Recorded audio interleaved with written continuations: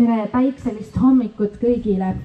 On väga tähendusrikas selle laulu tantsupeo tulega siin Ullo Toomi kivi juures ja tema lapsepõlve radadel täna kohtuda. On selle aastase laulu- ja tantsupeo kontseptsioonis ju rohkem tähelepanu pärimusel, juurtel ja paikkondlikul omapäral. Ja on väga eriline mõelda, et Ullo Toomi sai tegelikult oma esimesed kontaktid pärimustantsudega ja rahvatantsudega üldse just siin Kalbu külas oma tädide peres elades. Ta on ise öelnud niimoodi: esimesi teadmisi rahvalike tantsude, tantsuringi palumise ja tantsimiskommete kohta andsid mulle tädid Kai Koovit ja Ann Tedre videviku tundidel Kalbu külas Saueaugu saunas. Võime vaid ette kujutada, kuidas tädid toona 5 või 6-aastase poisikesega videviku tunnil tantse meelde tuletasid ja läbi tantsisid. Tädid rääkisid muuhulgas Ullole, kuidas toimus üleminek vanadelt tantsudelt uutele tantsudele. Tädidelt kuuldud mälestusi meenutades on Ullo Toomi öelnud: kui vanade rahvatantsude saateks oli veel ülemöödunud sajandi esimesel poolel Kehtnas olnud torupill, siis sajandi keskelt peale hakanud levima viiul ja kannel. Sajandivahetusel tungis aga sisse uus muusikariist harmoonik ehk siis meie mõistes lõõtspill. Aga et just torupill oli see kõige vanem tantsusaateks kõlanud pill ja et seda siin külas tõepoolest ka mängiti, siis oligi väga asjakohane alustada ühe torupilli looga. Ullo Toomi oli ju mõtteliselt 2 esimese üldtantsupeo juht ja väga teenekas tantsuõpetaja, tantsude koguja ja tantsude seadja. Veel on ta meenutanud sellest oma siin elamise ajast, et mäletan lapsepõlve külaelust noorte kooskäimisi.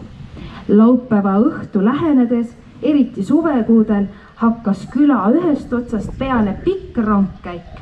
Seegi rongkäik tuli pikki küla pillide üürates. Poisse ja tüdrukuid tuli teel aina juurde, kuni jõuti lõbusas tujus tallu, kus lubati teha simmaneid ehk lunkri õhtuid. Talud vahetusid. Tavaliselt sattus pidu perre, kus parajagu leidus koduõlut. Vanemad mehed istusid õuemurul ning lasksid õllekapal ringi käia. Noored kogunesid harmoonikute mängijate ümber ja tegid seal oma tantse. Tantsiti valssi, polkat, padespaani, krakovjakki, vengerkat. Kõige rohkem meeldis noortele aga valss. Seda lasti tulla oma 10 lugu õhtu peale. Et valssi on siinkandis väga armastatud ja Ullo on seda meenutanud, siis esitabki rahvatantsurühm Tabatinna meile nüüd tantsu Kodune valss. Lootus ja õnn võtab kodulil vastu ning kaugel. Me seisime teel, olid kaaslaseks mul väike lauge. Meenub mul veel, kuidas tõmbasid hommikul tööle. Siis viiks veel leppivad just meie alleel. Lööd raskusse käen, ootama jään ja kohtume veel. Võtsid mul käest, soovides, et ei lahtuksid linnast.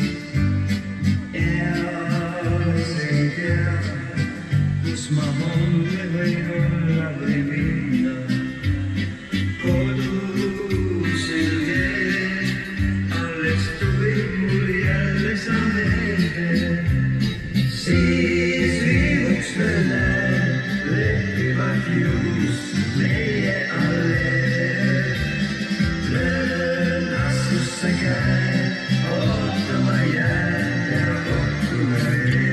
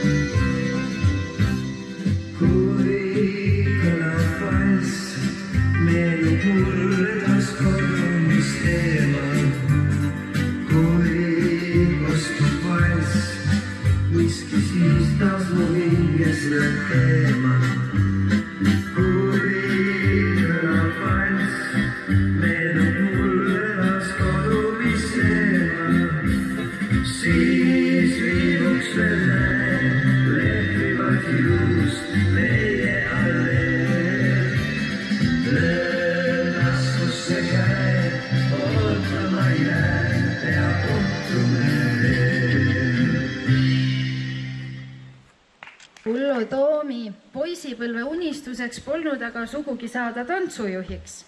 Ullo meenutab. Umbes 5-6 aastaselt mõtlesin, et küll oleks tore vedurijuhina töötada. Peaaegu iga päev jooksin Keava raudteejaama, et näha vedurit. See oli umbes 5,5 kilomeetrit minu elukohast. Tahtsin näha, kuidas vedur tuleb suure pahinaga ja ajab auru välja. Kuidas vedurijuht pistab oma pea aknast välja ja vaatab, enne kui jaama sisse sõidab ja annab vilet. See oli kõik minu arvates selline suurepärane ja suurt elamust valmistav töö, ütleb Ullo. Järgmiseks unistas Ullo Toomi pastoriks saamisest ja eriti meeldis talle selle ameti puhul see, et siis saab seista üleval kantslis ja jagada oma kogudusele õpetussõnu. Ei vedurijuhiks ega pastoriks Ullo ei saanud, aga hakkasin mõtlema, et tegelikult tantsujuhi ameti juures on ju mõlemad ametitegurid kuidagi sees. Et pead olema eestvedaja, juht, teinekord nagu auruvedur ja higiliikur, et olla hea tantsujuht. Ja kui on tantsupeoproovid, siis saad ikka pisut kõrgemal platvormil oma kogukonnale, oma tantsukogukonnale õpetusi ju jagada. Nii et mingil moel said ikkagi Ullo Toomi unistused täide. Vast kõige tuntumaks Ullo Toomi tantsuks on Oige ja Vasemba, mille ta on pärimuslikel rahvatantsu ainetel seadnud. See on tants, mis on läbi aastakümnete olnud nii üldtantsupidude kui ka kohalike tantsu- ja laulupäevade repertuaaris. Nii et väikeseks meenutuseks vaatamegi Tabatinnade esitusest tantsu Oige ja Vasemba.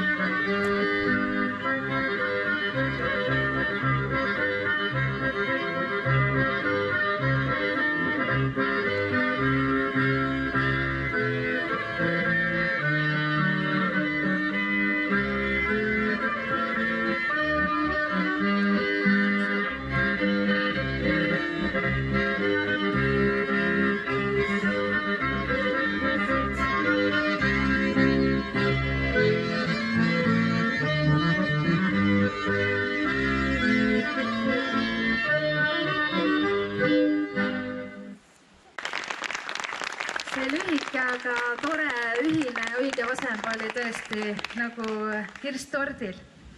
Need mälestused, mida ma lugesin, pärinevad raamatust Kaerajaanist tantsupeoni ja raadiosaatest kirjutamata memuaare Ullo Toomi. Tantsujuht on ka öelnud, kui laul teeb rinna rõõmsaks, siis tants teeb kondi kergeks.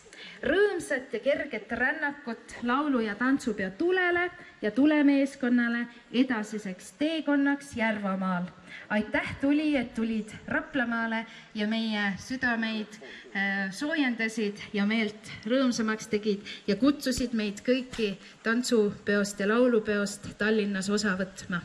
Ja aitäh kõigile, kes ka täna hommikul nii varakult üles ennast ajasid ja Ullo Toomit ja seda päikest ja tuld tervitama tulid.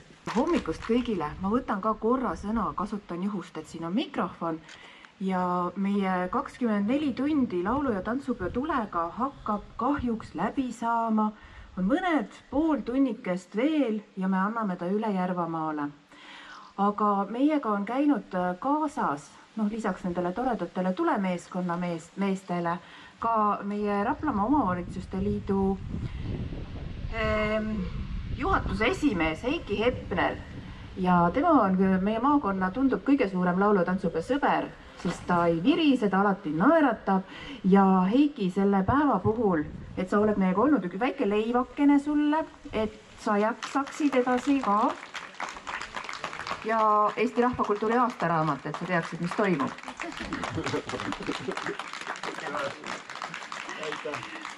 ja ma tean, et seal Järvamaal on kindlasti kiire. Head tulemeeskonna hästi toredad poisid, kes laulavad, sõidavad autoga, süütavad tulesid, neil on igas taskus pirrukene, mis aitab seda tuld levitada.